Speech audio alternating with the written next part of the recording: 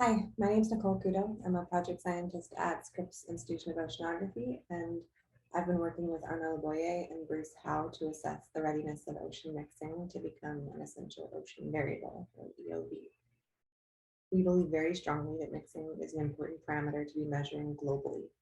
We also believe the technology has come a long way in the last several years, such that it's becoming feasible for ocean mixing to be considered an essential ocean variable.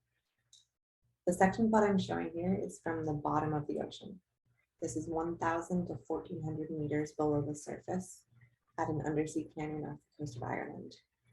We were measuring rates of turbulent kinetic energy dissipation, or epsilon, which describes how much mixing is going on. These data were made possible with some new technological improvements. We've never before been able to sample profiles this quickly, this deep in the ocean. We were measuring turbulence at the bottom of the ocean because the oceanographic community still does not have many observations of where ocean mixing is occurring globally. We think it might be heightened at sloping bottom topography, which has been hard to target until recently, and these results did agree with that. It's really important that we figure out how mixing is distributed throughout the ocean because it affects so many things. One of the largest and most important being the global thermohaline circulation. Water gets cold and dents the poles and it sinks. And then later it gets lighter through mixing, so it rises and makes its way back up to the surface. Right now, the number of observations of mixing we have in the ocean is severely lacking. And with what we do have, the numbers don't add up. We're missing a lot of the mixing. The way that mixing leads to lighter water is by allowing warmer water to diffuse into cooler water, thus making it lighter. Diffusion is happening all the time in the ocean.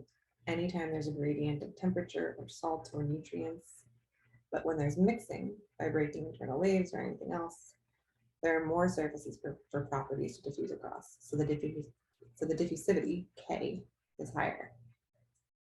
Diffusivity is the parameter that goes into our ocean circulation budgets and ocean models and plays a role in how dissolved nutrients are distributed in the ocean, but it's not a parameter that we can measure directly. What we can measure are dissipation rates.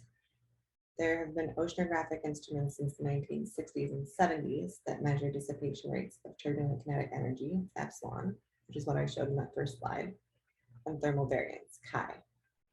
And from these values, we can calculate diffusivities, which can go into all those balance equations anytime we're looking at a parameter that can diffuse across a boundary. Several of those parameters are already EOVs: temperature, salinity, heat, oxygen, nutrients, carbon. If we've decided that all of these things are important enough to monitor in the ocean, then it's also important that we monitor mixing, which is causing them to change and become redistributed. The last few decades have seen a lot of technological progress, and there are now several instruments that are commonly used to measure mixing parameters. Several new platforms, both ship-based and autonomous, and they're continuing to improve. And so we think that ocean mixing should now be considered an emerging essential ocean variable. Thank you.